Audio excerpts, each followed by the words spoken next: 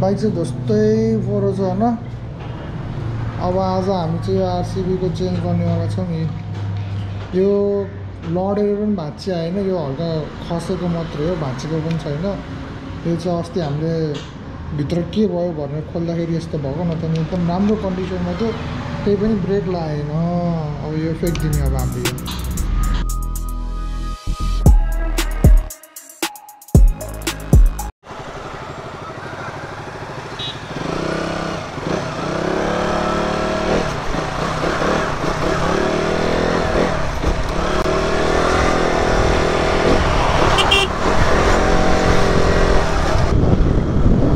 Time अहिले लगभग 1 बज्न लाग्यो। जहिले यस्तै हुन्छ है, छिटो जान्छु भन्छु ढिलो भइहाल्छ। बाइक चाहिँ लास्ट फोहोर भयो यारमा, 2-3 दिन भयो नचलाएको है। त्यहाँ घरकै साइडमा राखेको थिएँ क्या, नदन मल धेरै जस्तो स्कुलतिर राख्थेँ नि त। आजकल चाहिँ यतै घरकै जस भनौँ न गल्लीमा राखेको, त्यो ख्यालै आएन क्या। साइडमा हाम्रो छिमेकी दाईको घर पनि राख्यो नि त,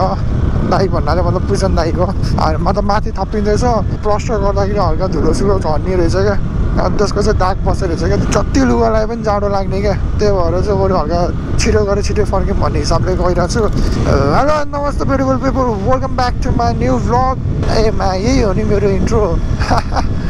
ओए के हो, कुन एयरलाइन्स आयो चाहिँ अहिले? पहिला त जर्जिरा, दुबई र कतार एयरलाइन्स आउँथ्यो, अहिले त अर्कै आयो। चस्मा लगाएर हो क्या, राम्रोसँग देखेकै छैन क्या। ठिक छ, अहिले चाहिँ हाम्रो गौतम बुद्ध इन्टरनेसनल एयरपोर्टमा चाहिँ इन्टरनेसनल फ्लाइटहरूको चलपल बढिरहेको छ। तर एयरपोर्ट भने चाहिँ त्यस्तै ध्वस्तै छ क्या, केही छैन क्या। हेर न, त्यो एउटा त्यो एयरपोर्टको त्यो एराइभल र डिपार्चर एरिया मात्रै अलिकति बनेर चाहिँ हामीले ओहो केही भयो जस्तो छ लाग्छ। तर यो साइडको हालत हेर्दा चाहिँ त्यही पुरानो। मैले हिजो बिजलाई इन्फर्म गरिसकेको थिएँ यो सामान हेराउ भनेर। अब यो तारमा मात्रै प्रब्लम हो, 3500 रे क्या तारको दाम पर्यो त। बाइकमा आज मेन काम भनेको यो आरसिबीलाई आज म फ्याँकिदिन्छु, अनि कम्पनीकै मास्टर सिलिन्डर हाल्ने हो, अनि त्यसपछि क्लच प्लेट चेन्ज गर्न छ, अनि सर्भिसिङ पनि गर्न छ। किनभने क्लच प्लेट चेन्ज गर्दाखेरि त्यो मोबिलहरू सब झिक्नुपर्छ क्या, सो नयाँ मोबिल हाल्नुपर्छ। त्यही भएर अहिले चाहिँ नयाँ मोबिल पनि हालिदिन्छु। एयर फिल्टर चाहिँ एकचोटि हेर्नुपर्छ, तर ओइल फिल्टर त्यो पनि चेन्ज हुन्छ। अनि अब अरू कुनै प्लगहरू चेन्ज गर्न छ त्यो पनि गर्छु। आज चाहिँ यही हो, 2-3 घन्टामा चाहिँ भ्याउनु पर्ने हो। अनि अगाडिको कोन बेरिङमा चाहिँ प्रब्लम छ जस्तो लाग्छ है, त्यो पनि चेक गर्छौँ एकचोटि। फेर्नै पर्छ नि फेरौँला, एडजस्ट गर्न मिल्छ भने एडजस्ट गरौँला। अनि यो क्विक थ्रोटल चाहिँ अलिकति हावा भयो क्या, एक्सपेक्टेसन मिटै भएन क्या मेरो। कि त म नयाँ राम्रोवाला क्विक थ्रोटल हाल्ने सोचमा छु, कि त स्टक नै हाल्छु। मैले लगभग 4देखि 5 महिना त मैले बिना ब्रेककै चलाएँ होला बाइक। अगाडिको हो क्या, अब ब्रेक पनि कस्तो ब्रेक भन्नाले कहिले चाहिँ ब्रेक हानिराख्ने होइन, त्यो लिभर वहाँ हेर न, लिभर वहाँ परेछ होइन, त्यही पनि कहिले कस्तो चाहिँ ब्रेक च्यापिराख्ने क्या। अनि त्यो अगाडिको त पुरै तातेर हुन्छ नि, त्यो न्युट्रलमा पनि अगाडि पछाडि सार्न गाह्रो क्या, त्यस्तोसम्म पनि चलाइयो क्या। त्यो कारणले पनि मेरो साथ बाइकको क्लच प्लेट गएको भन्ने एउटा बाटो चाहिँ निस्केको छ होइन। न त नि अहिले मेरो बाइक 59,000 भयो मैले चलाएको। लास्ट टाइम चाहिँ मैले विजयसँगै नै मेरो क्लच प्लेटको एउटा रिङ हो कि 2टा रिङ चाहिँ फेरेको थियो, सेटै फेरेको थिएन। यो पालि चाहिँ अब सेटै फेर्नुपर्छ।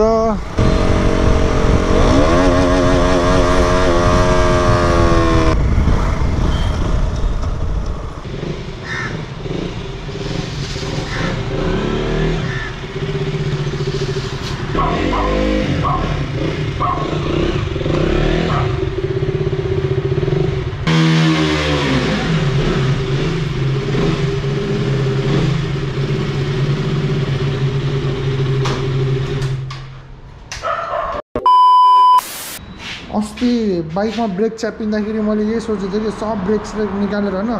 बिना लिभर बिना त्यो उसको चलाउनु भनेर सोचिरहेको थिएँ क्या।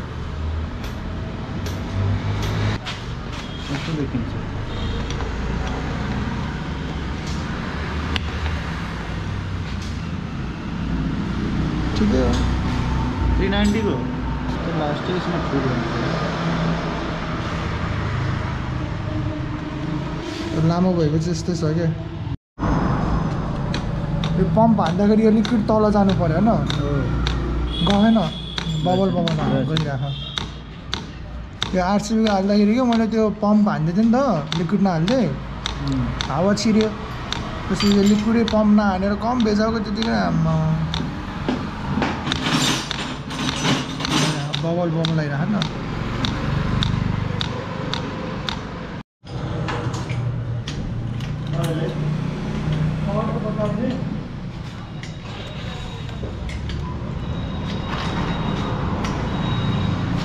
बबल बसेको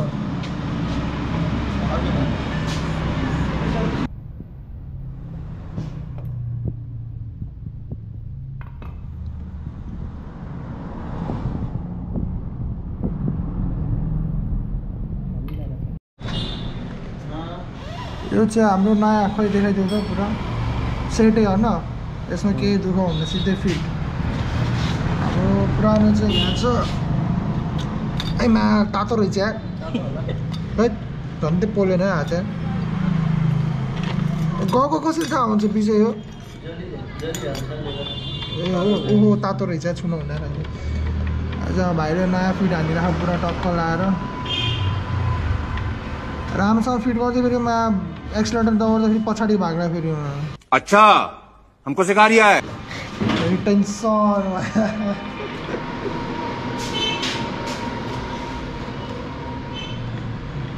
लाग्यो ब्रेक है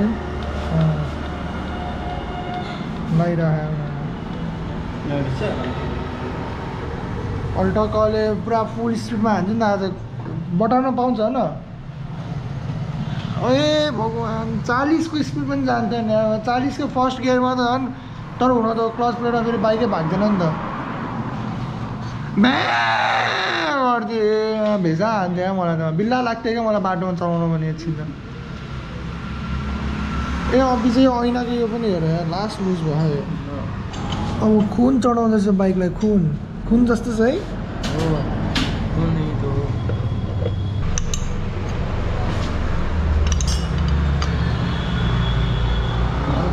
हल्का टाइट हो न कोन बेरिङलाई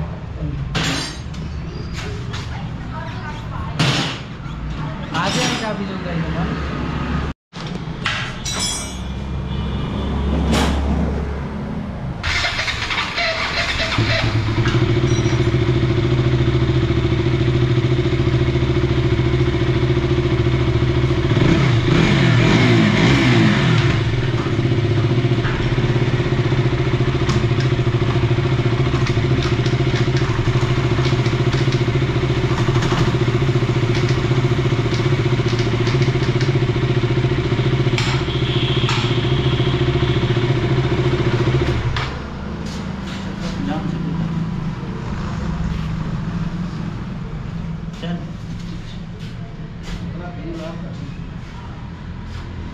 अब टायर चेन्ज गर्यो क्लच प्लेट सर्भिसिङ ब्रेक बनायो अब चेन्ज पकेट जाने बेर छैन अब अचानक खर्च आउँछ फेरि एमा काट गरेछ चेन भन्ने हुन्छ होइन विजय चेन्ज पकेट गयो ए मेन त यो बाँकी छ यार सक यार पुरै उसै यार यो चाहिँ हाम्रो टुल बक्सको पछाडिको एरिया यहाँनिर चाहिँ पहिला बाइक बनाउँदै केटाहरूले अहिले उता सारे हो टक्क लाएर अब बाइक धोइन्छ घर भागिन्छ त्यसपछि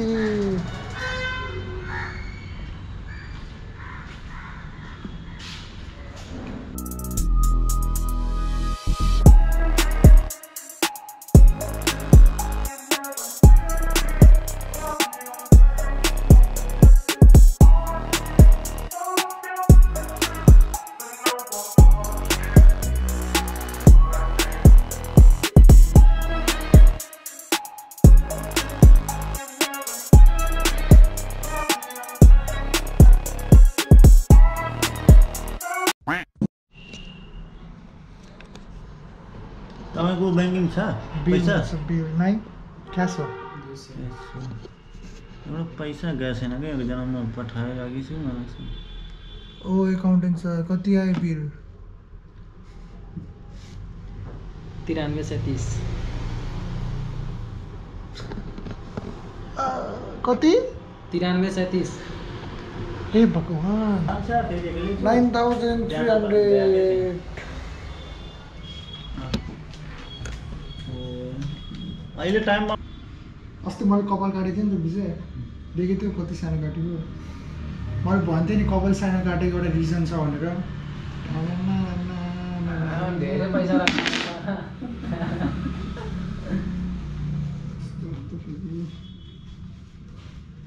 यस्तो अन्त पैसा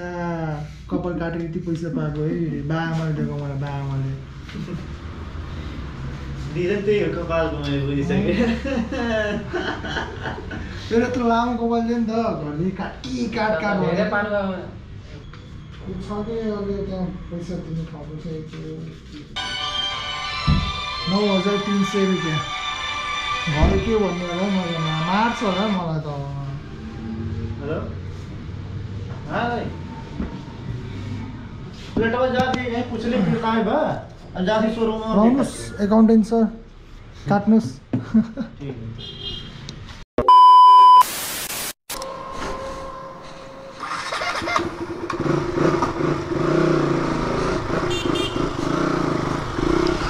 सो अहिले चाहिँ हामी टुल बक्सबाट निस्क्यौँ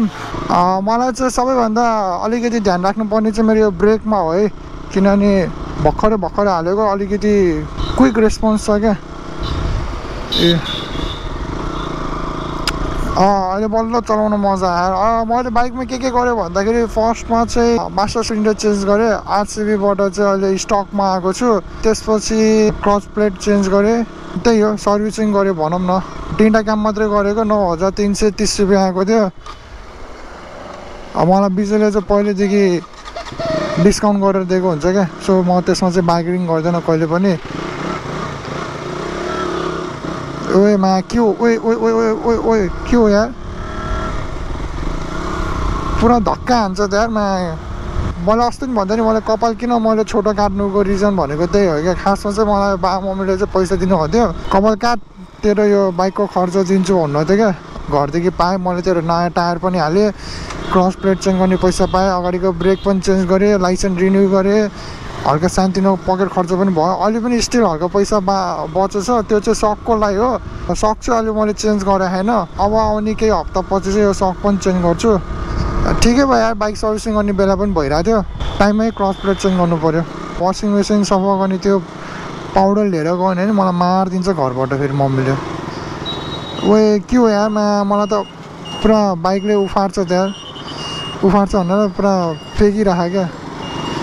यस्तो साइको मान्छेले हो गर्दा हो क्या ओए ओए ओए ओए ओए ओए ओए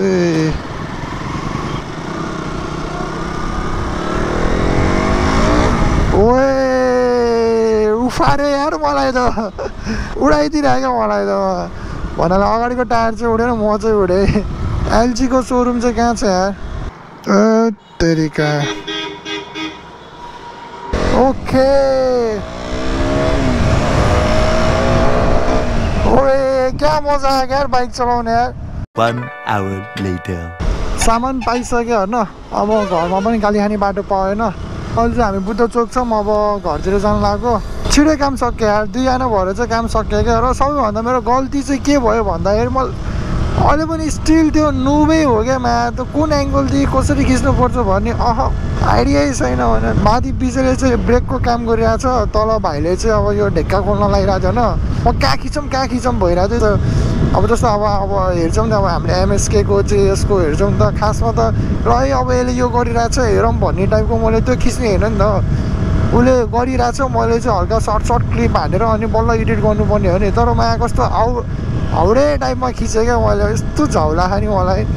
अब त्यस्तो उसलाई फेरि एकचोटि रिपिट गरेर त भन्न मिल्दैन मार्छ फेरि त्यस्तो भन्यो नि अनि त्यही हो तर बाइक चाहिँ एकदम मक्खन भयो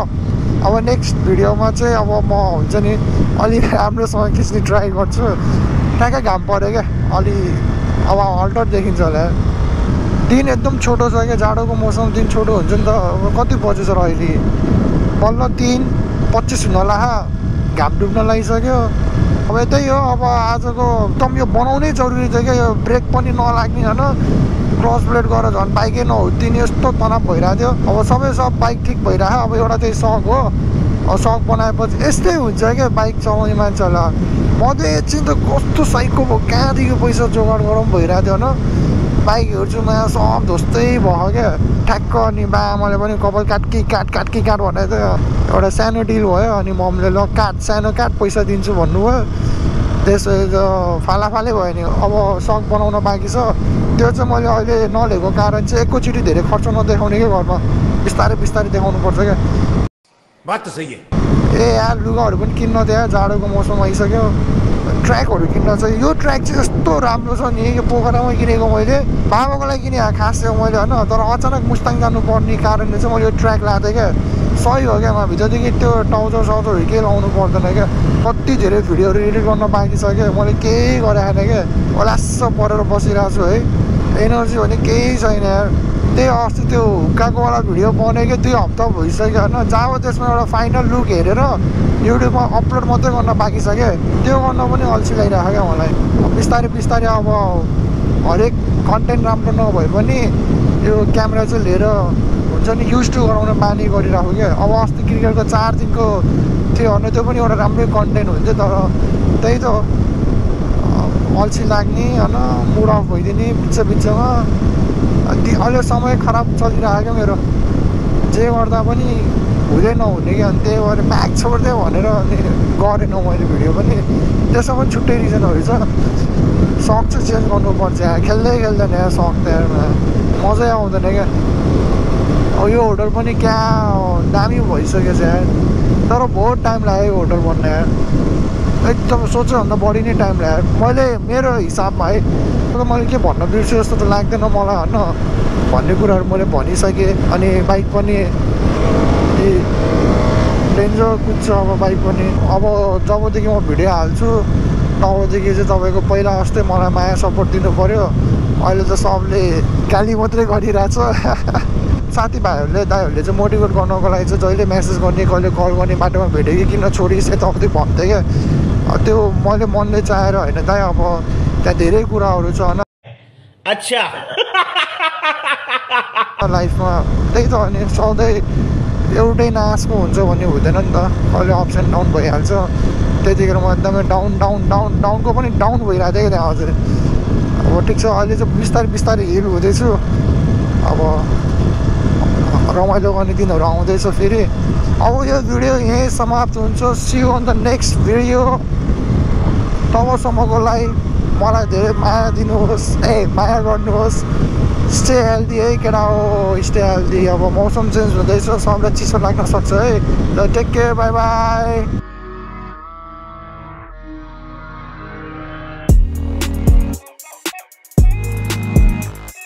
तर पावर चाहिँ कस्तो पावर लागिरहेको अहिले मलाई हेर्नु आम्मा म चौथो गियरमै उडाउला जस्तो गर्छ त यार सबभन्दा खुसी लाग्ने चाहिँ यो पुल बन्न लाग्यो क्या मलाई अलमोस्ट बनिसक्यो क्या यो पुल